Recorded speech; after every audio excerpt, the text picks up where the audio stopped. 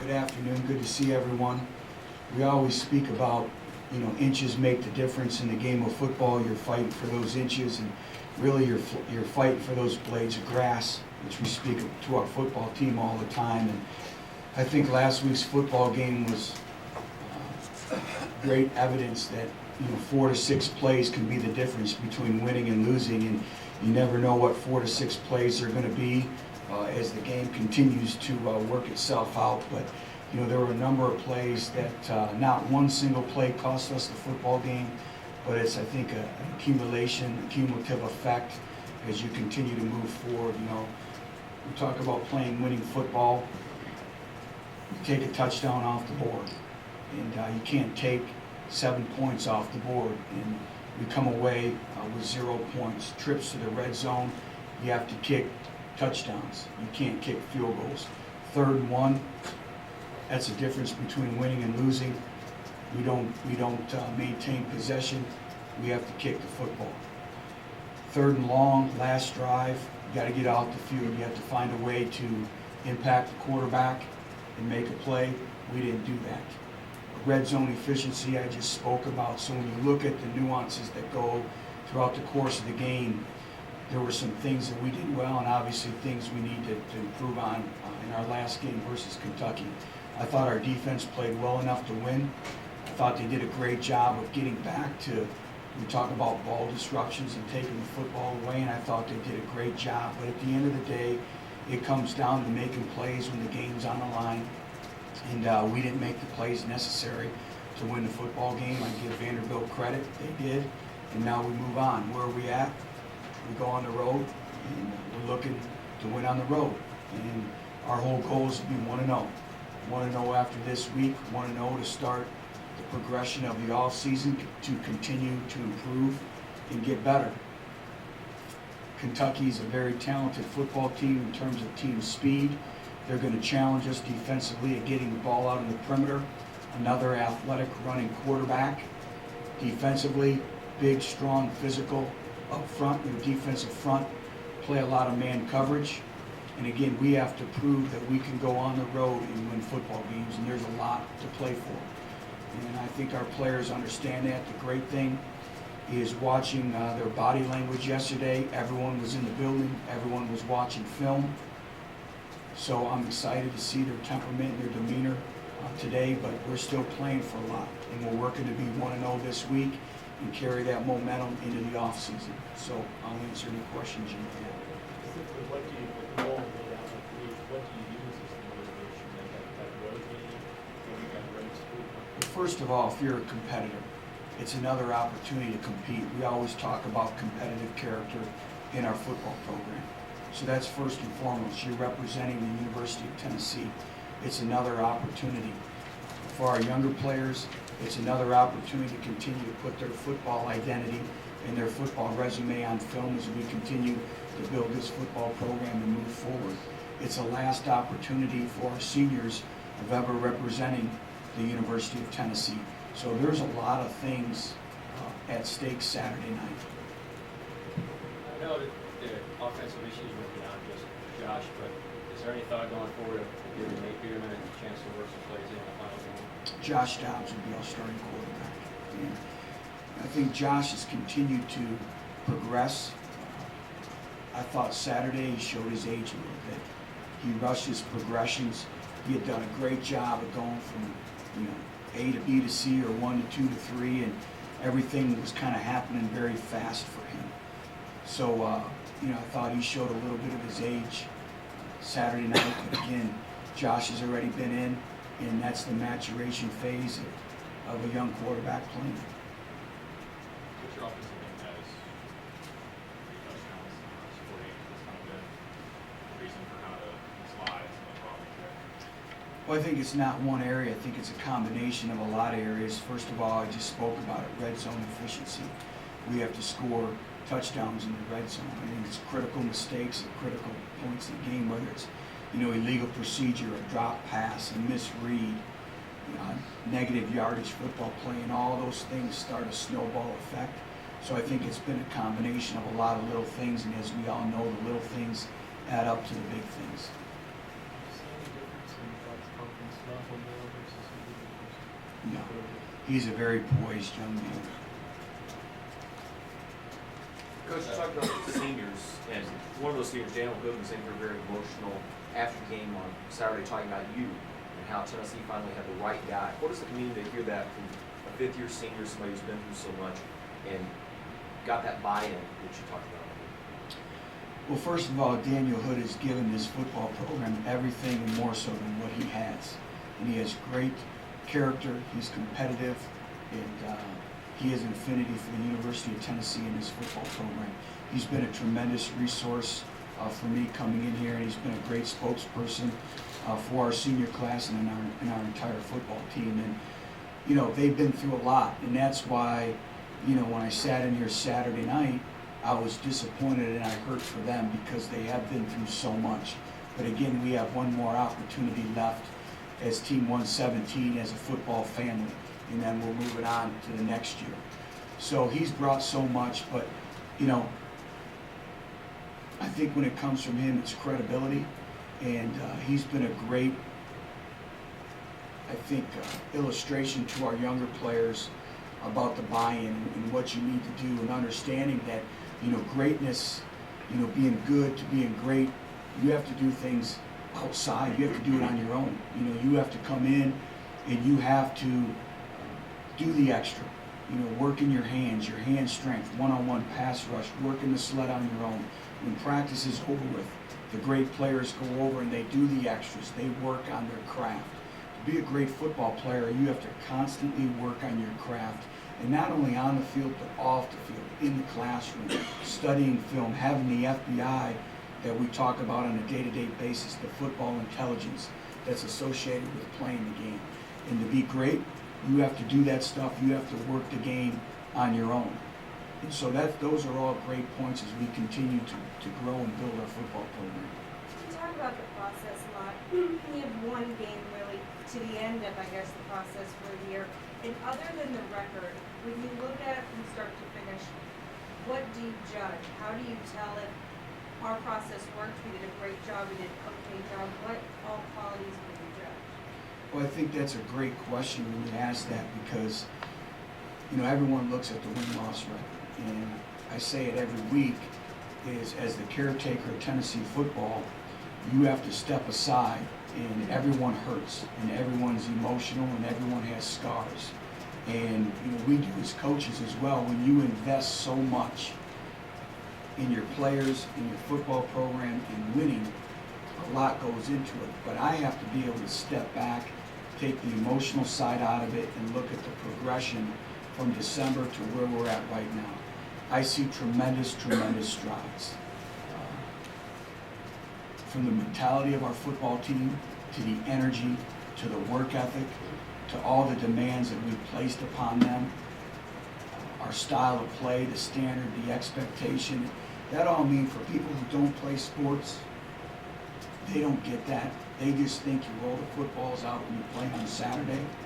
But the individuals that are in the battle every day and understand the sport, they understand there's a lot of things that go into it, and you're molding the mindset of 17 to 22-year-old individuals. And that standard of excellence by which we're going to abide by in the classroom, on the field, that's in place. And I said in August, we need to get to a bowl game, but success isn't totally measured in that. It's after year one, we have to make sure the standard, the foundation, and everything is in place to continue to move forward. And I do believe that that's in place. Do we have a lot of work to do? Absolutely. I say it every week. But I see the progress, and sometimes it's not measured in wins, but I see it every day. Butch, 2 years ago, this program went up to Kentucky with a bowl game on the line or in the balance, and they laid an egg. And all those things you talked about a few minutes ago about motivation and competitiveness, how difficult is that for a head coach when you're at this point in the season? And what do you do this week to maybe not let that happen again, or reinforce the competitive edge that you need to go up there and win? Well, it's a consistency in your approach each and every day. You know, things aren't changing. Our standard of excellence is not changing. How we prepare, the mental effort, the mental intensity that it takes on a week-to-week basis, that never wavers. And you rely on your seniors, and you rely on your leadership. And you rely on your pride, and we are playing for a lot.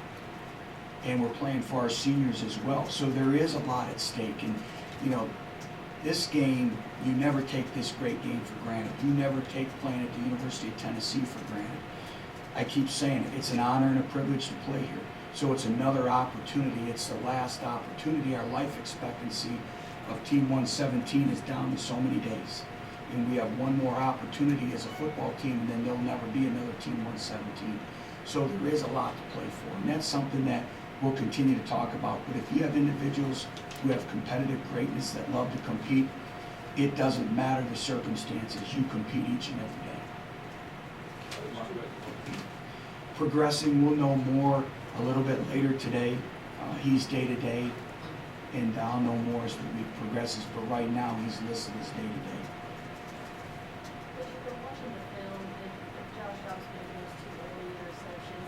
Do you guys think y'all may maybe a little too conservative in his passing after those 2 interceptions? Well, when you start off and you have 2 interceptions, that kind of now forces you to come back a little bit. And I think more so than that, we never really established a rhythm in our flow game. And everyone wants to point to Josh with the interceptions, and he's the quarterback, and you take full responsibility and accountability for that. But it was the other players around him. You know, we run a curl route, and our wide receiver slips and falls, and that's why the ball was intercepted. You know, but everyone just looks at the interception. So I always say, you know, quarterback, praise and blame, it's all the same.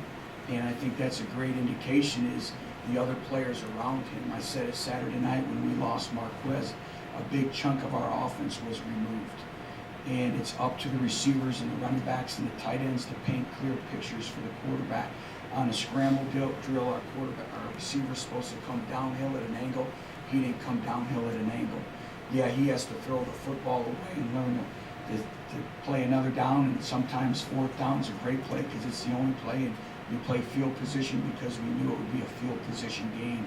So I think it's everyone also around him that's responsible for his performance. Which after the game, DeJuan James said he went to each player in the locker to shake their hand and tell them, look, the season's not over, still got another game to go, don't mope around. What does that say about DeJuan James? It says everything. You know, high character individual. Football means everything to him. This football team means everything to him. And, you know, we talked about Daniel Hood a little earlier. He's been another great spokesman. He holds court at training table and lectures to everyone about the mistakes that he made early in his career, from the weight room, you know, to that standard of performance of continuing, you know, your body's your weapon, you know, of improving your strength and telling stories about his career and, you know, talking about, man, I wish I had another year or 2 in this football program. And when the younger players hear that, that helps everyone else. And again, I can't say enough about Juwan, I can't say enough about Daniel Hood, but really the entire senior class, they've all been like that since day one. What should we lose, like one thing, we lose a freshman receiver in your left in the season, and you say that it's a chunk out of the offense. Is that as glaring an example of the lack of depth that you guys face? Well, I haven't hidden from the question about our lack of depth, and it is what it is. I'm a realist, and that's an issue that we have to get corrected in the recruiting process. We have to recruit our way out of our depth issues, and you do it through developing your current players, but also going out in the recruitment process, and that's an area that we have to continue to grow and develop with our younger players inside our football program right now. But we also need to add to the competitive nature and structure of not just the receiver position, but every position. And recruiting is very, very critical as we move forward. But that's a critical element. You know, the thing when you talk about the lack of production and points the last few weeks, I go back to the same issues we had early in the year as big plays. We've not had big plays. We want to be able to throw the ball down the field and play jump ball and have our wideouts go out and get it, or tight ends. And we haven't been able to execute that part of our offense. Lack of big plays, or lack of depth, is that limited what you guys have been able to install and establish in year one, or are you already thought you could No, we're not anywhere where we need to be in terms of our style of play or our identity on offense. And it's very difficult to call an offensive game. You know, you start off with a couple interceptions, the elements, it's cold, it's windy, and your best receiver goes out, but that's the way it is, that's football. Next individual in, and when you have that depth, and we'll get to that point, you're able to overcome those things, but right now, we're not able to overcome those circumstances, but we'll get to that point, we'll be able to, and it's great, teach lessons to a lot of our younger players too, of you never know when your time is going to be called, and when your time is called, you better be ready to go.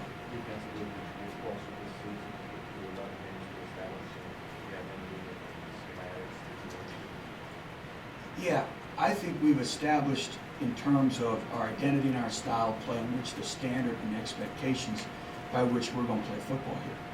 I mean, we grade lows, we grade softs on every single snap. Our players understand now the standard by which it takes to play here, by which it takes to practice. It usually takes a couple years for that full identity to be born. You know, the transition from year 1 to year 2 to year 3 to year 4 to year 5.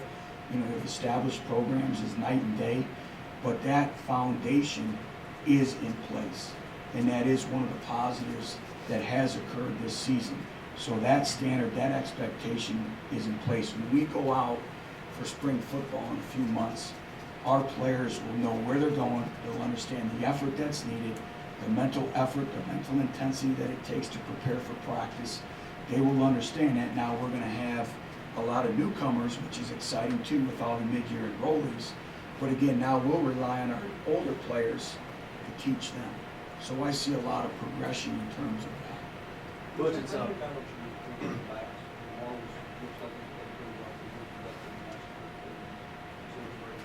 you balance who's hot and who's hot? How do you balance who is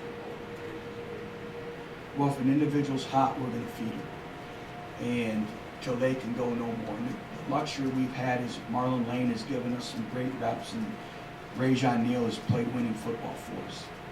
Everyone can see that he's really changed his style of play. He's playing with a physical presence. That's the improvement, again, I see, you know, in a lot of individuals in our football program. But it is a balancing act, but you go with the hot hand, and then when they can't go, they have the confidence to come out of the game and put the next individual in. But also when you're play calling, you play to the skill sets of your players. We think players, not plays, trying to get different touches, and we try to manufacture different touches for different players. So each players have kind of their own plays that we feel they're better at. So it's a balancing act. There's a lot of communication that goes on throughout the course of the game in the play calling as well. You talked about 4-8 in Cincinnati as we worked through the coach. Are there similarities between his first year project and that first year project? How do you use that season for going forward each year? How you always staff handle? There are some similarities, but there's more differences than similarities. It's been a hard year, and I know everyone here hurts, and our fan base has been outstanding. But we have the strongest football family in the country, and we'll go through adversity together, and we all know that great things lie ahead of us, and we're extremely optimistic about the future, and we'll stay together because we're Tennessee, we're one Tennessee. But there are some similarities, but some differences, and every program is unique and different. There, with 4-8, we had some older veteran players coming back that really asserted a leadership role. When we come back with this football team, there's going to be some individuals that are going to have to step up and lead this football team, one being Kurt Magid. We have some older players, and now they have to learn what it takes to lead and hold everyone accountable to a standard of excellence. But our attitude, our willingness, our want has been great. And there's been zero resistance. And again, it just goes back to developing our style of play in the offseason, being fundamentally sound, developing our players, and recruiting. That's how you improve. Butch, it's a holiday week, first full season as Tennessee head coach. What are you thankful for both on and off the field? Well, thank you for bringing that up, and I meant to say Happy Thanksgiving to everyone. And you are right. You have to step back, and you have to be thankful and grateful for everything that you have. And, you know, we have our health. You know, you have your families, we have our families, and we're here at the University of Tennessee. And I'm excited, and it makes you work that much harder. We had over 97,000 people at that game Saturday night in the elements watching our football team. And that's very encouraging to me, because when this thing really gets going, it's going to be special. But, you know, we have a lot to be thankful for. I told our coaching staff today.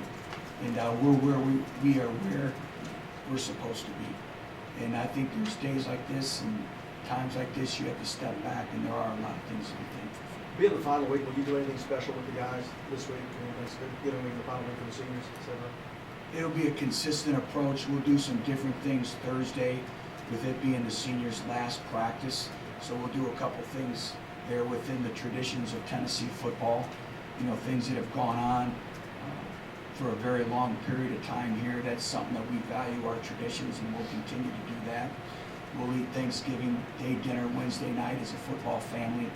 We'll practice up on Thursday, but pretty much the week in and of itself will stay the same. What in both sides in that South Carolina game, essentially, since, I mean, what's caused that downturn, and how much is that going to be moving forward going into the season? It's always an emphasis.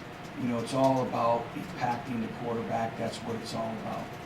You have to be able to impact the quarterback, and so much goes into it. The use of your hands, your techniques, a mentality to get to the passer.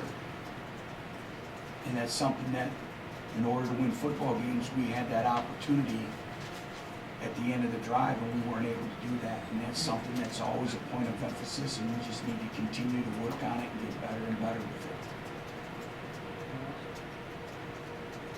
Okay, thank you. All right, thank you.